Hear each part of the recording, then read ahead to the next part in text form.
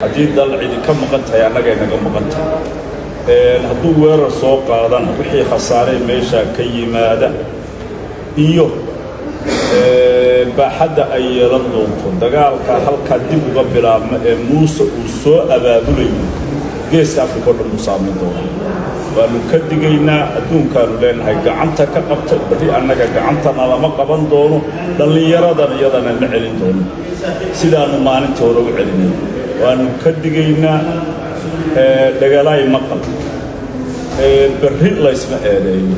waanu ognahay inuu soo abaabulayo weerar waanu ognahay cid gacanta qabanaysa inay jirin bari laysma eedeeyo wixii meesha ka yimaada عندي بكتبة نبرك فقاد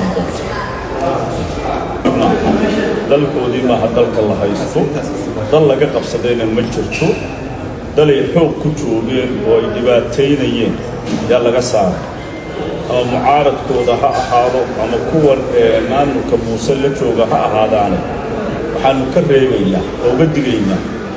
هنا يراهدان دل باينا قمقنا